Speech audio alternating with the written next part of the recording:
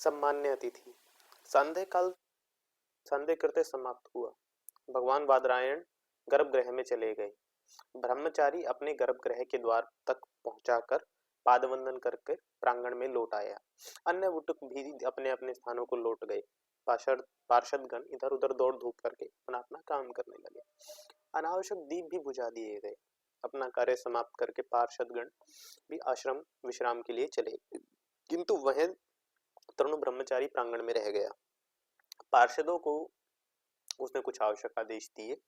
गुरुपद के आदेशों की पूर्ति भी उसने यथासाध्य की। फिर वह एक मरमर स्तंभ पर पीठ का सहारा ले एक व्याग चरम पर चुपचाप बैठकर कुछ चिंतन करने लगा। आकाश में बादल घिर रहे थे। उसके बीच कभी कभी चतुर्थी का क्षीण काय चंद्र दिखाई पड़ता था, जिससे रात्रि का अंधकार थोड़ा प्रतिभासित हो जाता था। एकाध तारे भी कभी कभी दृष्टिगोचर हो जाते थे। ब्रह्मचारी कभी आंखें बंद किए और कभी आंखें खोलकर देख लेता था।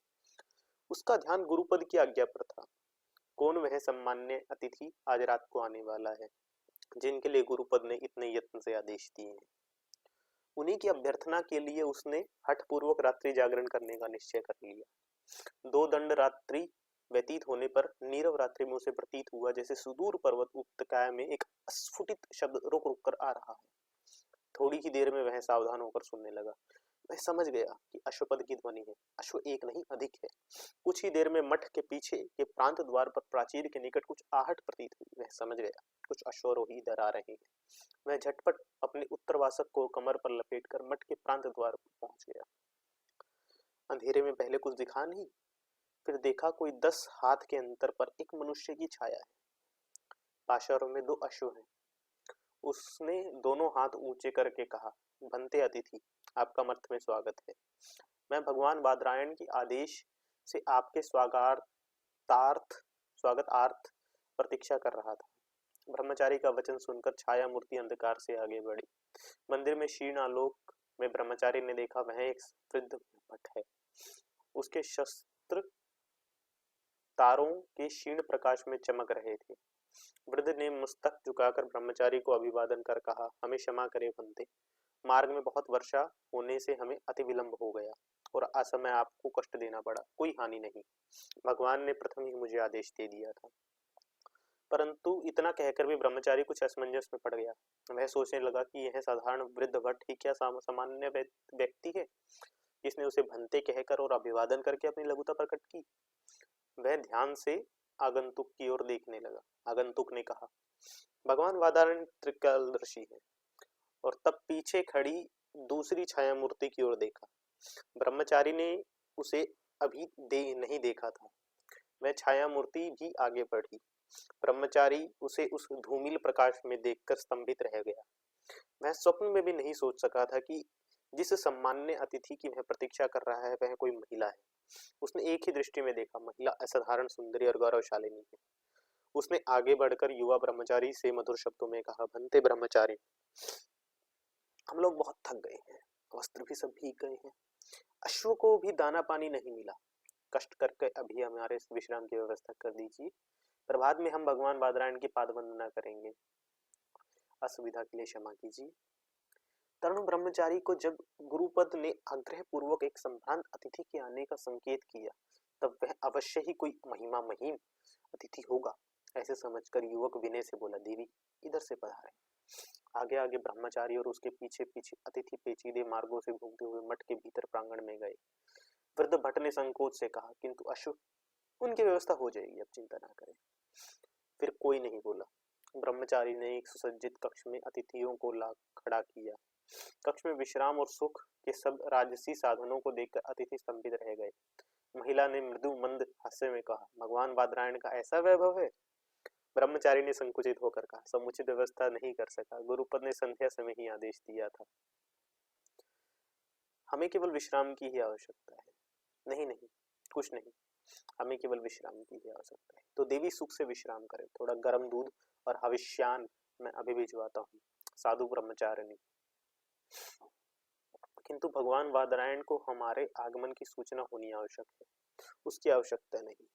भगवान का आदेश है कि कल उषा काल में गुरुपुद के आपको दर्शन होंगे। मैं स्वयं आपको गर्भगृह में ले जाऊंगा। जैसे भगवान बादरायण की इच्छा। तो अब हम विश्राम करेंगे। ब्रह्मचारी विनय से मस्तक उठाकर मठ के प्रांगण में धीरे धीरे अग्रसर हुआ। मठ के बाहरी प्रांगण में सन्नाटा था। वह प्रांगण को पार करता हुआ विश्राम के लिए अपनी कुटिया की ओर मठ के उत्तर प्रांत में जा रहा था। मठ के उत्तर द्वार पर पीठिका के निकट एक शांत स्थान पर उसकी कुटिया थी। वहां जाने के लिए उसे विस्तृत संपूर्ण प्रांगण, अंतर्भूमि और बाहरी विस्तृत भूभाग पार करना पड़ा। अभी केवल 2 स्थूल द्वीप बाहरी दीपाधरों में जल रहे थे। उन्हीं के प्रकाश में उसने देखा, उत्तर द्वार के सम्मुख बड़ी पौड़ी पर एक मनुष्य मूर्ति दीप स्तंभ के नीचे खड़ी है। प्रथम उसे भ्रम हुआ, फिर निश्चय होने पर तनिक निकट जाकर पुकारा, कौन है? उत्तर संक्षिप्त मिला, अतिथि। ब्रह्मचारी ने बिल्कुल निकट जाकर देखा। अतिथि असाधारण है।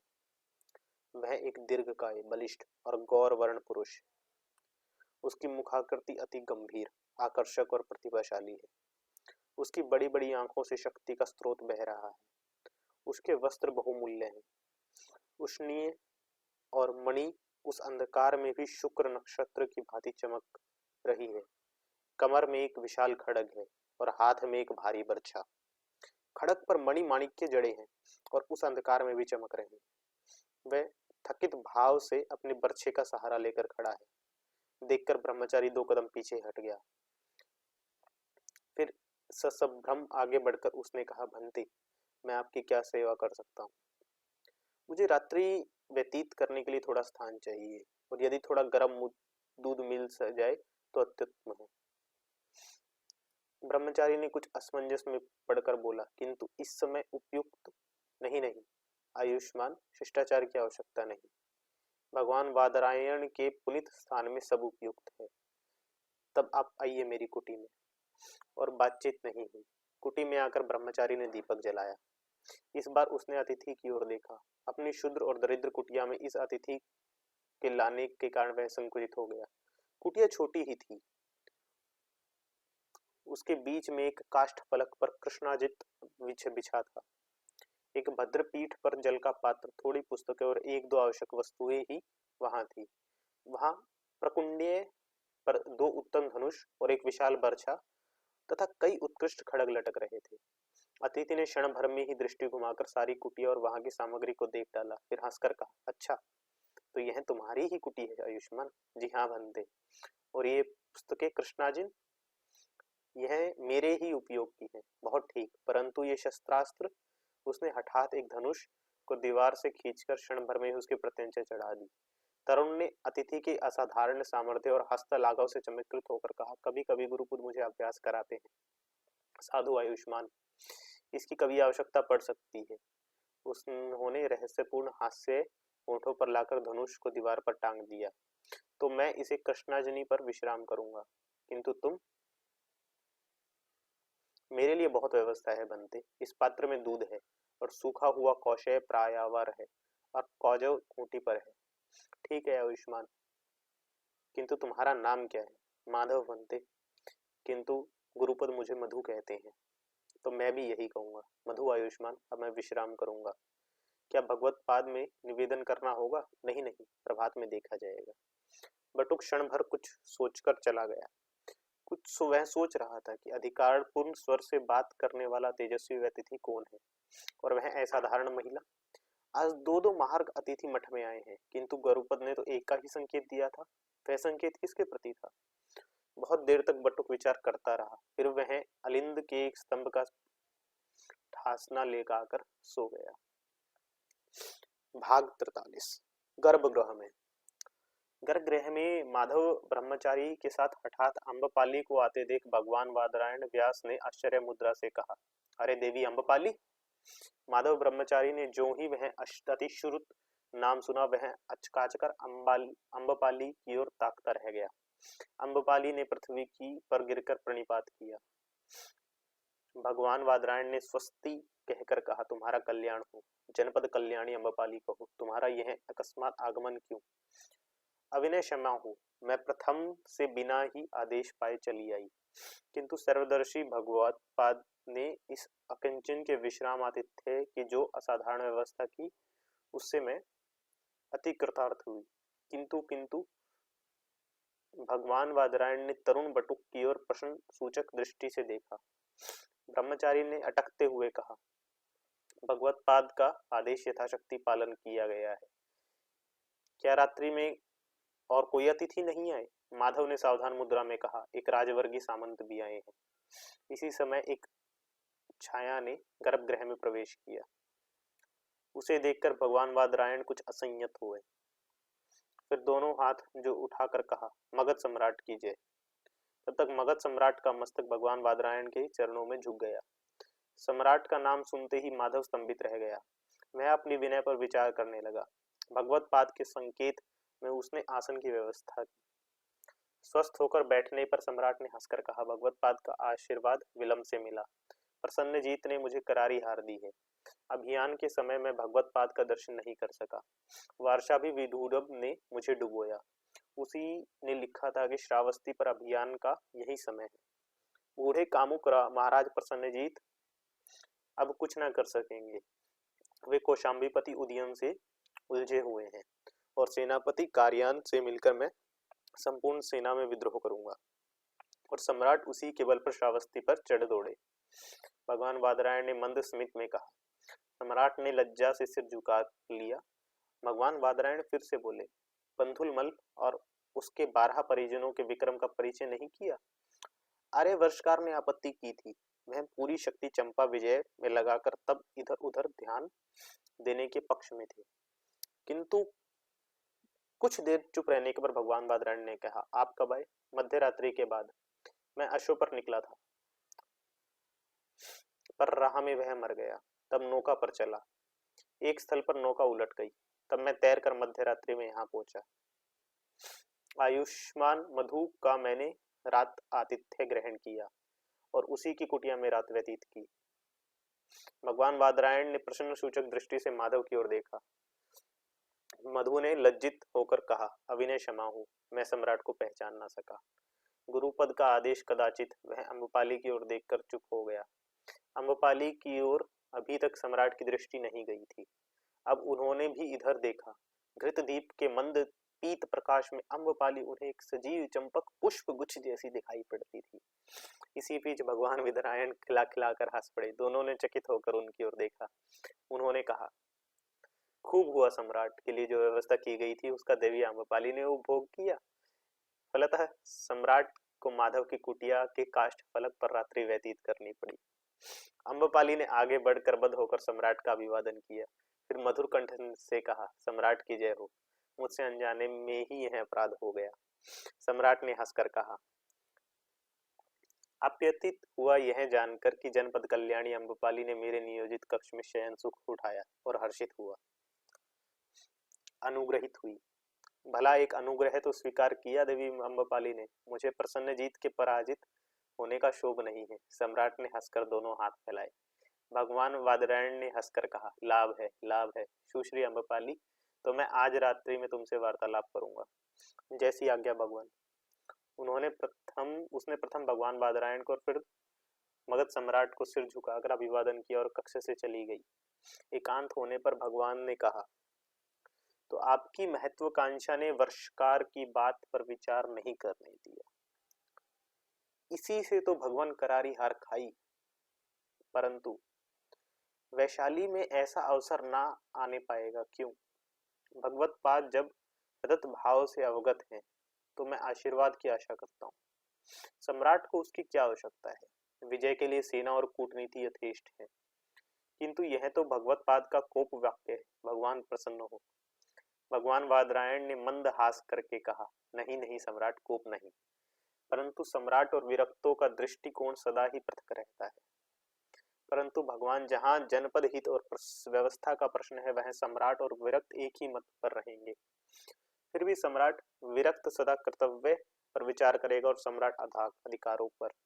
यही अधिकार युद्ध, रक्तपात और अशांति की जड़ है। यद्यपि वे सदैव जनहित और व्यवस्था के लिए ही किए जाते हैं। अविनय क्षमा हो भगवान, इस युद्ध, रक्तपात और अशांति में भी एक लोकोत्तर कल्याण भावना है। भगवान भली बातें जानते हैं कि छोटे छोटे स्वतंत्र राज्य छोटे छोटे स्वार्थों के कारण परस्पर लड़ते रहते हैं। साम्राज्य ही उन्हें शांत और समृद्ध बनाता है। साम्राज्यों में राष्ट्र का बल है। साम्राज्य जनपद की सर्वश्रेष्ठ व्यवस्था करता है। भगवत पाद हंस दिए। उन्होंने कहा, इसी से सम्राट छोटे से वैशाली के गणतंत्र को मगध साम्राज्य में मिलाना चाहते हैं। सम्राट ने कुछ लज्जित होकर कहा, भगवान, स्वाधीनता सर्वत्र ही अच्छी वस्तु नहीं है। यह दासता की ध्वनि है और इसके मूल में अपाद अशांति और अव्यवस्था उत्क्रांति है। भगवान ने किंचित हास्य करके कहा, तो कौशाम्बीपति उदयन ने श्रावस्ती अभियान में आपको सहायता नहीं दी। यही तो हुआ भगवान। विदूढ़व ने यही तो कहा था कि कौशाम्बीपति ससैन्य सीमा प्रांत पर सन्नद्ध है। जो ही मगध सैन्य का आक्रमण होगा वे उस ओर घुस पड़ेंगे। यह अधिसंधि कदाचित बंधुलमल ने पूरी नहीं होने दी। नहीं भगवान, आर्य योगंधरायण ने उदयन को आक्रमण ना करके हमारे युद्ध का परिणाम देखने की सम्मति दी। योगंधरायण मृत्युमांस खाना चाहता था। भगवान वादरायण जोर से हंसे, सम्राट भी हंसे। मैं भगवत पाद के हास्य का कारण समझ गया। कदाचित कौशाम्बीपति योगंधरायण की सम्मति अमान्य करते, परंतु गांधार नंदिनी कलिंग सेना का अनुरोध न टाल सके। देवी कलिंग सेना ही के लिए उदयन ने कौशल पर आक्रमण किया था, परंतु कलिंग सेना ने ही यह संदेश भेजा था कि मैं कौशलेश को आत्मसमर्पण कर दिया है। कौशाम्बीपति का मेरे लिए अभियान धर्मसम्मत नहीं है, किंतु कौशाम्बीपति निरुपाय हो विरुद्ध युद्ध विरत हो गए हैं। भगवान वदरायण ने कहा, तो सम्राट अब नित्य कर्म से निवृत्त हो विश्राम करें। अभी और फिर बातें होंगी। वे उठ खड़े हुए, सम्राट भी उठे। भगवान ने कहा, मधु सम्राट के लिए। सम्राट ने बाधा देकर कहा, नहीं नहीं भगवान, मधु की कुटिया मुझे बहुत प्रिय है, मधु उससे भी अधिक। कदाचित इसलिए कि वह साधु कम और सैनिक अधिक है। भगवान, मुझे मधु जैसे सैनिकों की बड़ी आवश्यकता है। तो सम्राट जैसे प्रसन्न हो। तीनों गर्भगृह से बाहर निकले। भाग 44, भारी सौदा। आम्रपाली ने अपने कक्ष में सम्राट को निमंत्रित किया। सम्राट के आने पर वह अर्धे पाद से सत्कार करके आम्रपाली ने उच्च पीठ पर बिठाकर कहा, तो मैं क्या आशा करूंगी, सम्राट ने मेरा अपराध क्षमा कर दिया है। कौन सा अपराध? पहले अभियोग उपस्थित होना चाहिए। आम्रपाली ने मंद स्मित करके कहा, गुरुतर अपराध सम्राट। मैंने सम्राट के लिए व्यवस्थित कक्ष और अभ्यर्थना का आह्वान क्यों किया? यह अपराध तो बहुत प्रिय है और सुखद है देवी आम्रपाली। मैं चाहता हूं कि मेरे जीवन के पल पल में देवी यह अपराध करें। देव क्या ऐसी भावुकता से न्याय विचार करते हैं? यदि उपयुक्त कोमल कवि कल्पना की सजीव प्रतिमूर्ति हो तो फिर सम्राट क्या और वधिक क्या, उसे भावुक बनना ही पड़ेगा। देव, यह तो मगध सम्राट की वाणी नहीं है। सत्य है देवी आम्रपाली, यह एक आतुर प्रणयी की आत्मनिवेदन है। सम्राट की जय हो। देव राजमहिषी के प्रति अन्याय कर रहे हैं। देवी आम्रपाली प्रसन्न हो, वे सम्राट के साथ अत्याचार कर रही है। किस प्रकार देव? वहां खड़ी होकर, यहाँ पास आकर बैठो। एक तथ्य सुनो प्रिय। आम्रपाली ने एक पीठ पर बैठते हुए कहा, देव की क्या आज्ञा होती है? सुनो प्रिय, सम्राट पर करुणा करो। इसे प्रसन्नजीत से ही पराजित नहीं होना पड़ा। शांतम पापम। क्या देव कोई ऐसी दुर्भाग्य कथा सुनाना चाहते हैं? कथा नहीं, तथ्य प्रिय। इस भाग्यहीन बिंबसार को प्रणय क्षेत्र में तो जीवन के प्रारंभ से ही हार खानी पड़ी है। देव यह क्या कह रहे हैं? वही जो केवल देवी आम्रपाली से कह सकता था। प्यार की वह निधि जो प्रिय आम्रपाली अभी तक वही उस पुराण हृदय में धरी है, किसी की धरोहर की भांति, और मैं आजीवन उस के धनी को ही खोजता रहा। हाय हाय, और देव अभी उसे पाने में समर्थ नहीं हुए। आज हुआ प्रिय, संभाल लो। वह सब अपनी पूंजी और इस शुष्क निसंग बिंबसार के जलते हुए सूने जीवन के में प्यार की एक बूंद टपका दो। देवी आम्रपाली प्रिय, मैं आज से नहीं कब से तुम्हारी बाट जोड़ रहा हूँ। तुमने सदैव मेरी भेंट अस्वीकार करके लौटा दी, मुझे दर्शन देना भी नहीं स्वीकार किया, परंतु आज प्रिय मैंने अनायास ही तुम्हें पा लिया। ओह, प्रसन्नजीत का ही यह प्रसाद मुझे मिला। आज हार कर ही मैं भाग्यशाली बना प्रिय अम्बपाली। सम्राट उठ खड़े हुए और दोनों हाथ पसाकर अम्बपाली की ओर बढ़े। अम्बपाली खड़ी हो गई, उसका हास्य उड़ गया। उसने सूखे कण से कहा, देव संयत हो, मैं देव से सुविचार की अभिलाषा रखती हूँ, मैं अंततः सुविचार करूंगा प्रिय। तो देव, मेरा निवेदन है कि सम्राट की यह प्रणय याचना निष्फल है। आह प्रिय, तुमने तो एक बार की ही आशा को संतलित कर दिया है।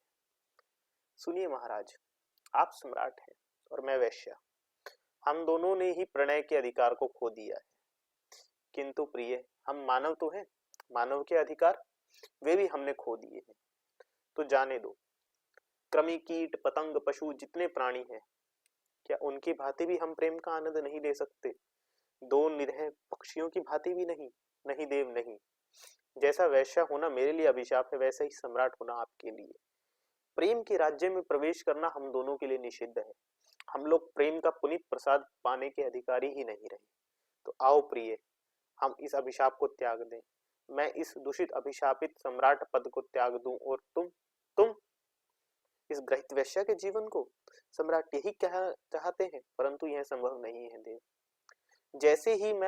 जैसे मैं अपनी इच्छा से वैश्या नहीं बनी हूँ, उसी प्रकार मैं अपनी इच्छा से सम्राट नहीं बने हैं। हम समाज के बंधनों और कर्तव्यों के भार से दबे हैं, बचकर निकलने का कोई मार्ग ही नहीं है। कोई मार्ग ही नहीं है? ओह, बड़ी भयानक बात है यह प्रिय अम्बपाली सखी। तो फिर क्या कोई आशा नहीं? सम्राट ने वेदनापूर्ण दृष्टि से अम्बपाली को देखा। वह धम से आसन पर बैठ गई। अम्बपाली ने खोखले स्वर से नीचे दृष्टि कर कहा, आशा क्यों नहीं है सम्राट, बहुत आशा है। ओह तो प्रिय, फिर झटपट मेरे सौभाग्य का विस्तार करो। वे फिर उठकर दोनों अम्बपाली फैलाकर अम्बपाली की ओर चले। अम्बपाली ने पत्थर की मूर्ति की भांति स्थिर बैठकर कहा, देव आप आसन पर विराजमान हो, मैं निवेदन करती हूँ। हमारी आशा यही है देव कि मैं वैश्य हूँ और आप सम्राट हैं। यह कैसी बात है? यही तो हमारा परम दुर्भाग्य है और यही सौभाग्य है देव। सौभाग्य कैसे? दुर्भाग्य निवेदन कर चुकी कि हम प्रणय के अधिकारी नहीं हो सकते, वह तो सुन चुका, परंतु हम सौदा कर सकते हैं। सौदा? जी हाँ सम्राट, मैं वैश्या हूँ, अपना शरीर बेच सकती हूँ और सम्राट है उसे मुंह मांगे दाम पर खरीद सकते हैं। सम्राट ने उन्मत्त की भांति अपना खड़ग कौश से खींचकर उसे अम्बपाली के पैरों के पास पृथ्वी पर रखकर कहा, यह मैं अपना संपूर्ण साम्राज्य तुम्हारे चरणों में अर्पित करता हूँ प्रिय। अम्बपाली ने एक सूखी हंसी हंसी। उसने उठकर आदर पूर्वक खड़ग दोनों हाथों में उठा लिया, फिर आंखों और मस्तक पर लाकर कहा, सम्राट की जय हो। यह अधम लांछित नारी मगध सम्राट जय को लेकर क्या करेगी? उसने ठंडी सांस लेकर खड़ग सम्राट की कमर में बांध दिया। सम्राट ने कातर वाणी से कहा, अब और तो कुछ बचा नहीं मेरे पास प्रिय, यह अधम शरीर है, पर इसे क्या कहकर तुम्हारी भेंट करूं? यौवन और रूप सभी कुछ तो पुराना पड़ गया है। सम्राट का पुण्य शरीर देवी वरदान है देव, इसी से संपूर्ण जम्बूद्वीप को एक करने की सामर्थ्य केंद्रित है। तब देव, मेरी एक अभिलाषा है, कहो प्रिय कहो। आपके ओर से मेरे गर्भ में जो संतान हो वह मगध का भावी सम्राट हो।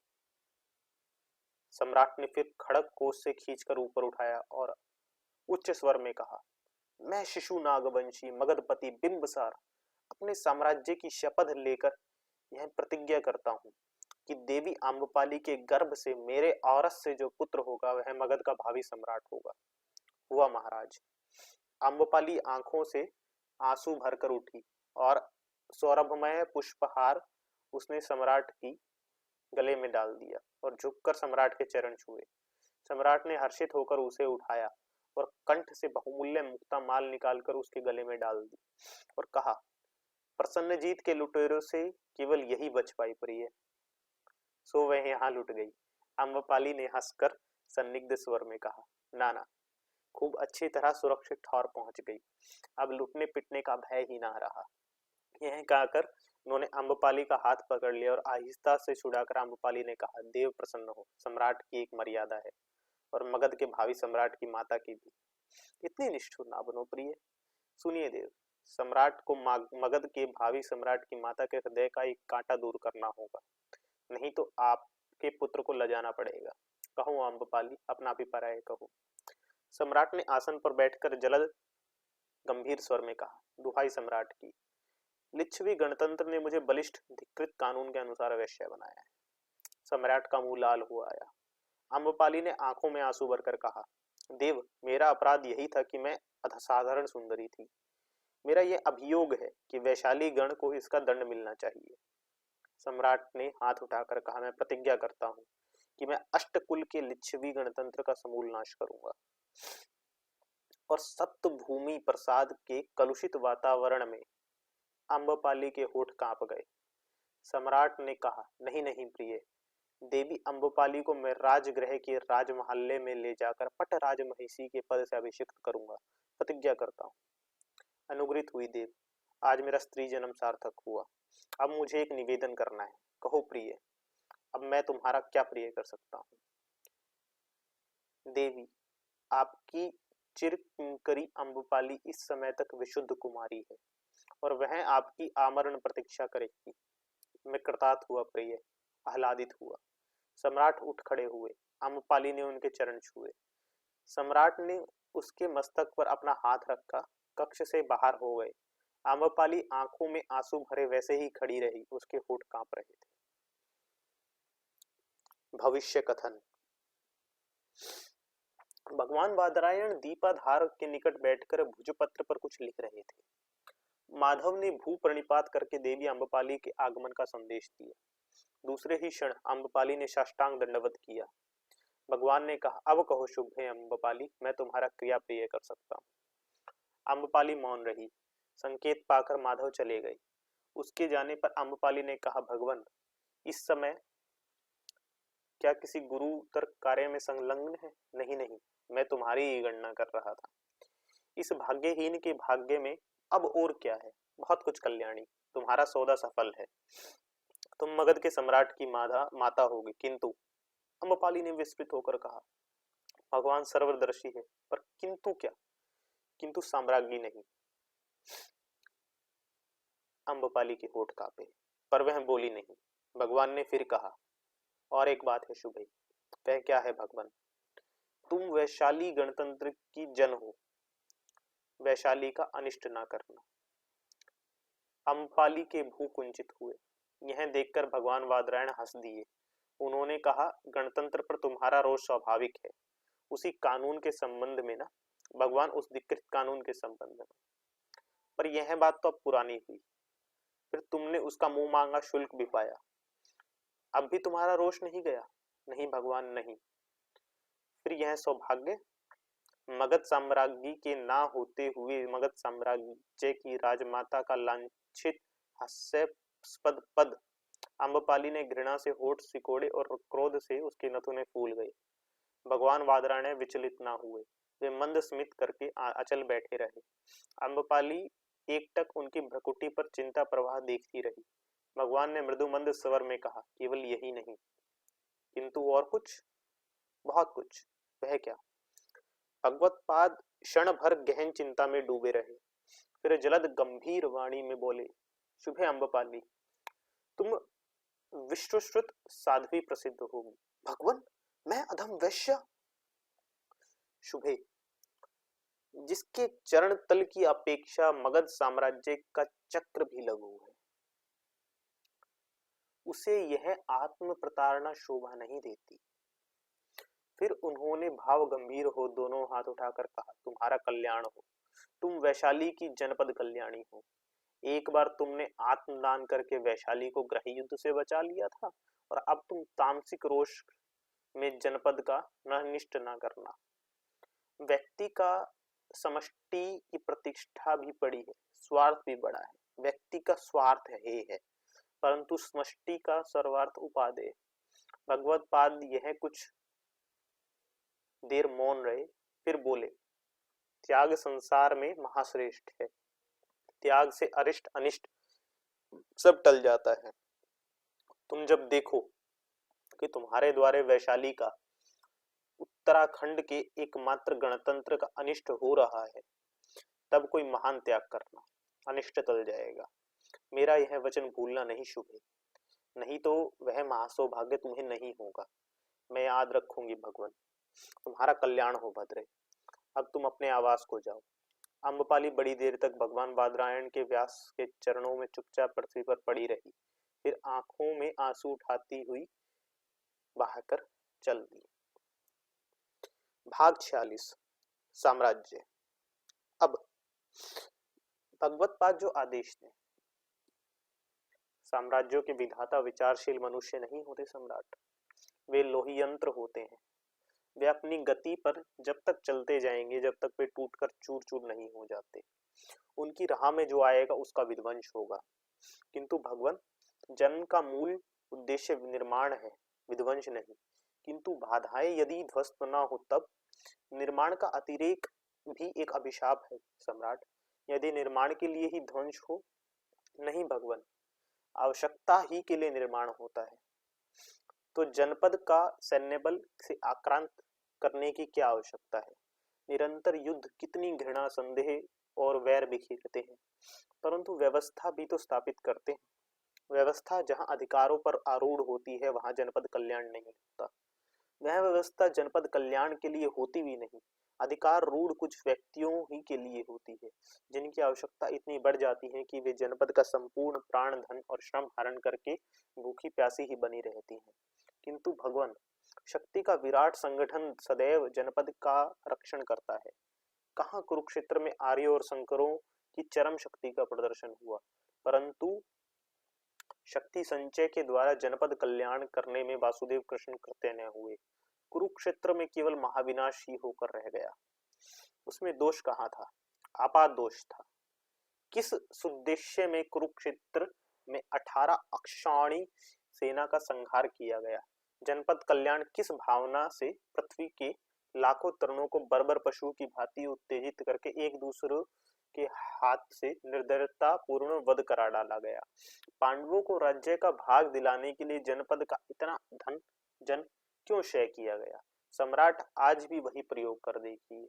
नई नई सेना भर्ती कीजिए, उनके द्वारा जनपदों को लुटवाइए, फिर उस लूट का कुछ स्वर्ण उस भाग्यहीन मूर्ख तरुण सैनिक के पल्ले बांध दीजिए जो निरर्थक निरहत्या को वीर कृत्य समझते हैं। कुछ उन पुरोहित ब्राह्मणों को दे दीजिए जो आपकी यशोगाथा गा गा कर यह प्रचार करेंगे कि आपका यह सामर्थ्य और अधिकार दैवी है और यज्ञ के देवता आप पर प्रसन्न है। बस शेष संपदा आप जैसे चाहे भोगिए, लक्ष्य विधि निरही जनपद उस नष्ट सहन कर जाएगा।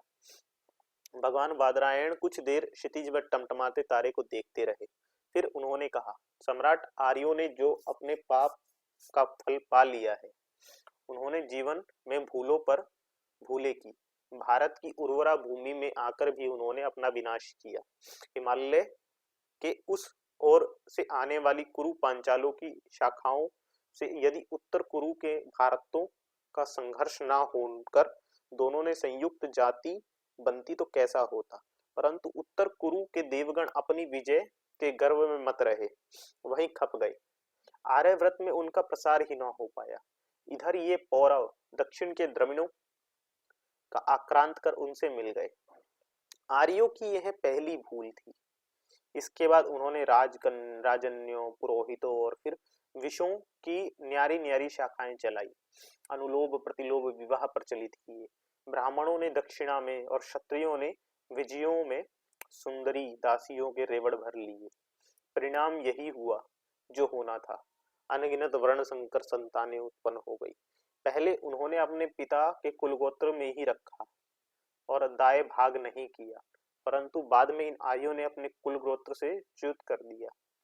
दाय भाग तब भी नहीं दिया। पहले प्रतिलोभ संतान ही संकर थी, अब अनुलोभ प्रतिलोभ प्रत्येक संतान संकर बना दी गई और उन्हें अपना उपजीवी बनाकर उसकी पृथक प्रजातियां बना दी। यह आर्यों की दूसरी भूल थी। सभी संकर मेधावी, परिश्रमी और सहिष्णु एवं सिद्योगी थे, जैसा कि होता है। आर्य अधिकार मद्यप, आलसी, घमंडी और अकर्मणीय हो गए। अब वे या तो थोथे यज्ञांडरों से हास्यास्पद करके विडंबना में फंसे हैं या कोरे कल्पित ब्रह्मवाद में। इसी से सम्राट आज आर्यों में प्रसन्नजीत जैसे सड़े गले राजा रह गए। आज संपूर्ण भारत खंड में आर्य केवल प्रजावर्गीय रह गए हैं। राजसत्ता उन कर्मठ शंकरों के हाथ में आती जा रही है। एक दिन भाग्यहीन प्रसन्नजीत यदि दयनीय दशा में प्राणों के भार को त्यागेगा। किंतु भगवान, मेरा स्वप्न क्या सत्य होगा? जम्बू द्वीप पर अखंड साम्राज्य स्थापना का, इसके लिए तो पूर्व में आपका उद्योग चल ही रहा है। उधर पश्चिम में पाशर्व साम्राज्य भी इसी आयोजन में है, परंतु भगवान, आर्य कभी उसे ना अपनाएंगे। क्यों नहीं? बहुत बार उसने इंद्र पद ग्रहण किया, सभी आर्यों ने तो उसका पूजन किया, किंतु वासुदेव कृष्ण ने जो उसका प्रबल विरोध किया था, क्या यह भगवान को विदित नहीं? क्यों नहीं? भगवान, मैं शिशु नागवंशी बिंबसार वासुदेव कृष्ण का अनुवंशी हूँ, आर्य नहीं। मैं पाशर्व सम्राट का विरोध करूंगा। सम्राट की इस वासना को मैं जानता हूँ, तो भगवत्पाद अब मुझे क्या आदेश है? सम्राट तुरंत राजगृह जाए। किसके लिए भगवान? राजगृह में कुछ घटना होने वाली है, अच्छी या बुरी यह सम्राट को समय पर मालूम होगा, परंतु उन्होंने दोनों ही प्रकार की घटनाओं को देखने की आशा रखनी चाहिए। यही भगवत्पाद का मुझे आदेश है। राजगृह में शीघ्र श्रमण गौतम पहुंचेंगे, वे सम्राट को समाचुत आदेश देंगे। भगवान बादरायण फिर नहीं बोले, एक बारगी ही समाधिस्थ हो गए। इसी समय मधु ने कहा, सम्राट के सैनिक आ पहुंचे हैं। वे सम्राट को अपना अभिवादन निवेदन कर रहे हैं। सम्राट ने भगवान बादरायण के चरणों में साष्टांग प्रणाम किया और चल दिए। धन्यवाद।